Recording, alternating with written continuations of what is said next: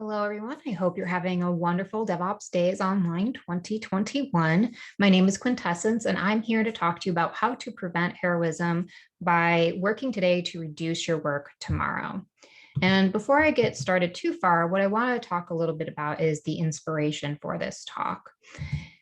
Over the course of the past year-ish, while we've had lockdowns and restarts and lockdowns and restarts, I started listening to a lot of podcasts, in particular one called Developer Tea, where the podcast host actually does 15-minute podcasts Monday, Wednesday, and Friday. I do recommend it. But he also does 1-hour interviews for people who write books or have, domain knowledge in the industry. Relevantly to this, he interviewed someone who wrote a book about upstream work. And they started by kind of talking about a bit of a parable to kind of level set what does this upstream work even mean? And in the story, you and your friend are having a picnic beside a river. You're at the park, you're at the beach, wherever makes sense. And suddenly you hear a sound in the water, and it's a child drowning or struggling to swim. And so you and your friend get up and go and assist, and you pull him out of the water. But once you do that, you bring him to shore and hear more shouts. And when you hear more shouts, what you notice is that there are more and more kids, struggling to swim in the water. So you and your friend at first go and respond and start pulling these kids out of the water. But while you're doing that, your friend gets up to walk away. And when you face him and you say, "Where are you going?" He says that he's going to go find whomever or whatever is causing these kids to get thrown into the water. Simply put, he wants to handle the root of the problem. And this is really about what upstream work is. Specifically, upstream work is the proactive and preventative work that reduces the need for reactive or downstream work.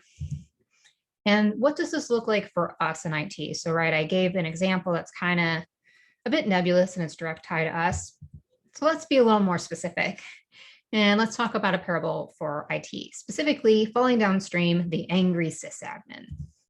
The angry sysadmin has a lot of problems that he is expected or she is expected to solve. Usually this person is highly skilled. They have a lot of domain knowledge. They might have a good T-shape of knowledge, or depending on whom they are, they might have more of a block of knowledge. And by that, I mean, it's not broad and specific. They just have a lot of knowledge. Because they have so much knowledge, they're usually the ones that are asked the most questions. Why track down who knows specifically what about whatever your question's about, if you can just go to this one person as kind of a catch-all. And because of this, they usually work overtime.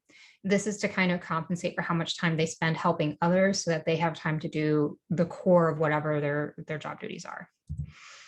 Customers usually also want to meet them. And in this, I'm really more thinking of like a contractor, where you might have a contractor or consultancy even. You have the people who are maybe more customer facing, but then you usually have at some point, the customer wants to meet who's building it, who's designing it, who are their engineers working with, et cetera. So customers want to meet them. Internal people usually want their domain expertise too, for road mapping and other things that make sense, feedback loops. Basically, what I'm describing is Brent. And Brent is a character in the Phoenix Project who kind of embodies this catch-all. He's also kind of a sysad in this book. He's the catch-all character. Everyone goes to him for everything. And because he knows so much, he kind of iteratively knows more. And the idea is he's asked the questions, he researches them and learns a little bit more every time. So he kind of becomes very self-perpetuating in that way. Can't break free of that cycle. Unfortunately, there is a result of that, and not all of it's great. It's not all great to have Brent be the only one who knows about every specific decision that was made everywhere. It's also very stressful for this Brent-alike character that we're calling the angry sysadmin, right? Very stressful to always be asked a ton of questions, to always be working overtime just to get your day-to-day done. And there's a lot of impact from that stress, right? There's a reason that the trope is the angry sysadmin, not the happy sysadmin, not, kitten meme sysadmin, the angry sysadmin, right? And this is, a lot that goes into the current events and how people are being treated. There's a lot of anger and resentment, not just on the side of the Brent-alike, who is also kind of stewing as well. But when you think about it, at first, you want to go to this Brent-like person to ask them whatever you're going to ask them. But if they're always angry and resentful, you kind of want to start to avoid them just because that's an unpleasant experience. But if they remain the only person who knows, you kind of have to deal with it, but it's not pleasant for anyone. And this is a lot of strained relationships interpersonally, and it can boil out from the professional field. When people are working overtime or in a high stress job, they don't usually just walk out the front door back when we had shared office space, but they don't usually walk home and suddenly drop all that stress. It usually carries for a while. It also can cause, back into the business aspect, time management issues. It can be really hard to time box your creativity and to be able to know when you're going to send out deliverables that you're actually being asked for if you have a lot of other demands on your time. You're also going to have a lack of focus. I actually give a different talk about alert fatigue, but relevantly to this, one of the reasons you don't want to have an overabundance of alerts, especially ones that are inactionable, is because every single one is a distraction. It's distracting you from very, very specific tasks. You're deploying things, you're fixing security vulnerabilities, you're doing things that you're building mental models of in your head, and you really need to have that focus. And in this case, our Brent character does not have it. There's also something I want to talk a little bit about, which is called allostatic load. And this is kind of this perpetual zombie state. A lot of people started learning about allostatic load en masse when we started talking about the pandemic, actually. Allostatic load is how you behave when you're at critical stress, when your body can kind of max out and you're too tired to really be awake, but then you're too awake to really fall asleep, and your days blend together, time has no meaning. All of these are kind of symptoms of allostatic load. And I'm not going to focus too much on here. Definitely recommend looking into it if you're curious to learn more. But you get the idea, right? And when you have people, a person or people that are in this state, there are business implications that come out of that. You can get diminishing returns. If someone is spending so much of their time kind of doing their overtime work and not as much time doing their intended work or the work you hired them for, they're not going to do as much of that core work. So that means it's going to take them longer to do delivery cycles. There's also going to be high turnover. When you have a highly stressed employee pool, they're going to vote with their feet and walk. They're going to go to other companies that have not whatever it is going on. This can also cause reputational damage. If you're not able to have, a good set of deliverables that are happening at a reasonably expected pace, people wait for Apple and Google as big examples to do their developer conferences, right, into their major releases, and they know roughly when those are happening, and they're a big deal. And smaller companies still have things like that. They are expected to release, feature fixes and so forth on a somewhat regular scale or schedule, and take feedback and react to it, either by implementing it or explaining it or whatever. But when you can't do any of that, or when you can't do enough of that, you get reputational damage for not getting things done. This will impact the financial performance of that company. So all of this is not particularly great. I could keep going, but I won't. I think you kind of get the idea. For now, I'm kind of done outlining the, oh no, this is why this isn't great to be doing, or this is not a great state to be in. And by that, I mean stuck in reactive work that's high stress. We want to pivot into a situation where there's no silos and no vacuums. And a lot of this comes out of the DevOps movement, right? We want to break down silos, we want to streamline communication and workflows, but we also want no vacuums. So when you think of a vacuum, think about the last time you had to give product feedback, not necessarily internally to wherever you're working, but if you're a user of a product and you need to send feedback into that product, if they didn't react to it, or if all you got was an autoresponder, that's a vacuum, right? You didn't get a response, they didn't implement it, they didn't say received, nothing.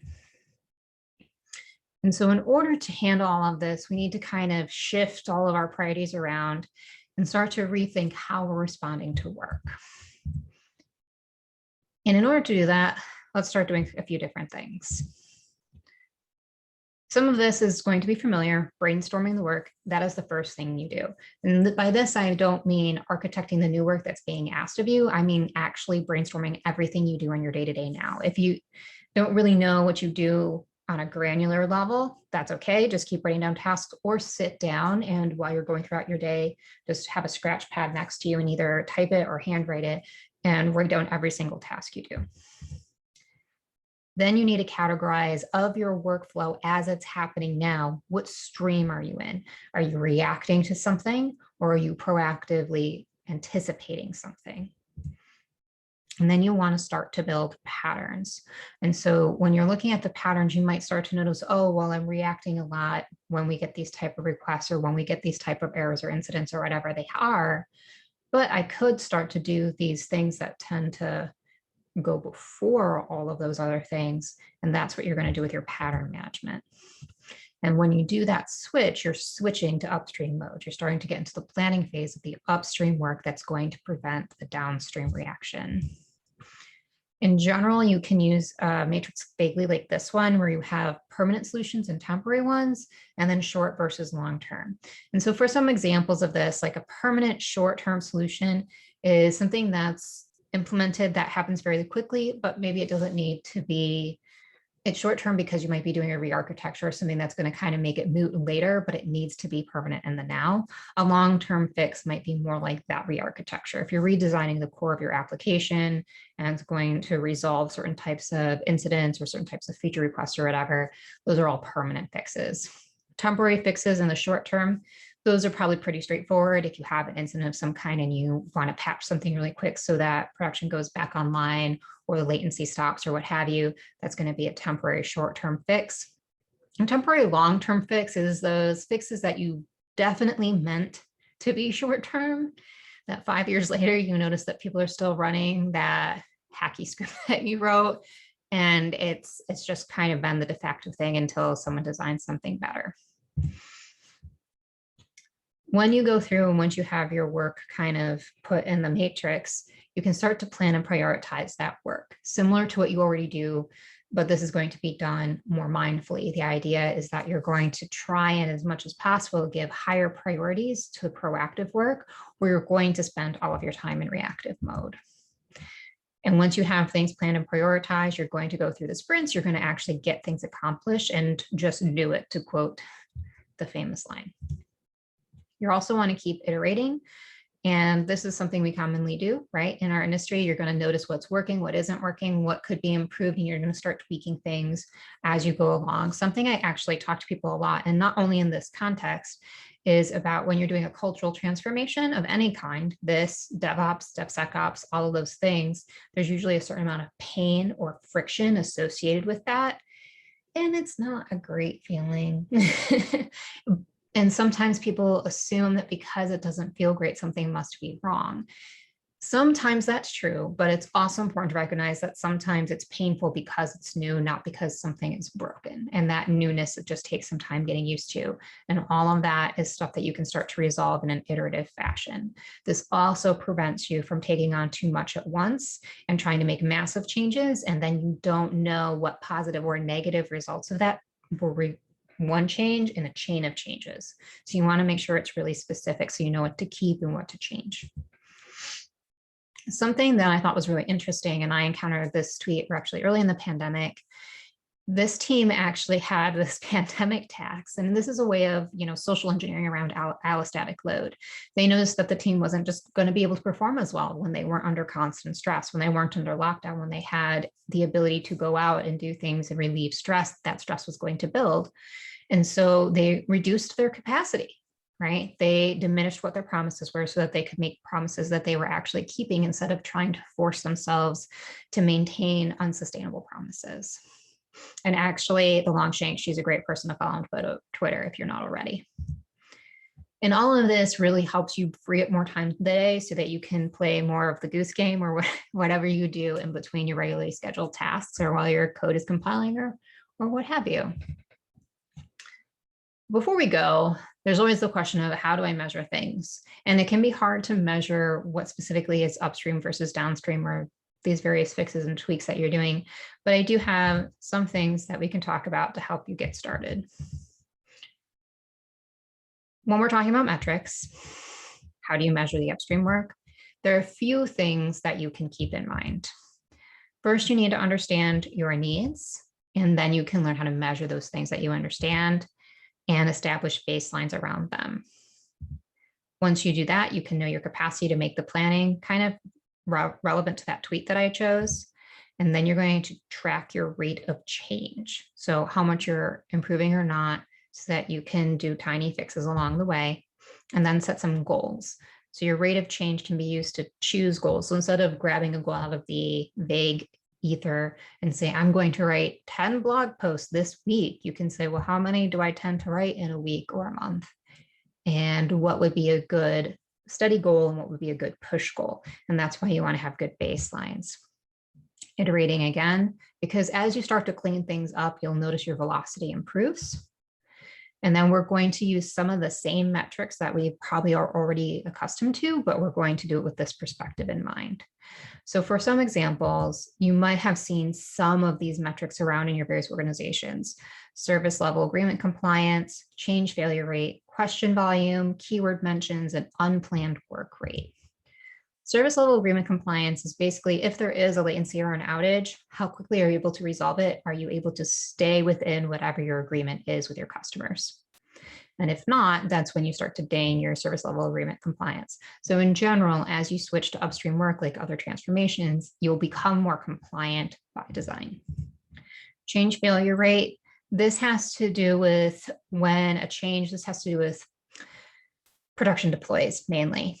When something hits and the change causes a failure, that's going to be an outage or a latency. You'll start to track the rate of those. How often are they happening? How quickly are we resolving them? And all the metrics around those. When you switch to upstream work, when you're more able to proactively catch things before they become an issue, you notice that there's this event before an outage, or there's this event before a latency issue. You're catching that event before it has a chance to cause the downstream problem. You should see improvements in your change failure rate as a result. Question volume is something that you track in a way that makes sense. So let's say you release a new feature. Initially, you will have a lot of questions about that feature. It's unfamiliar. People need to learn how to use it, if they want to use it, if it applies to them, and so on.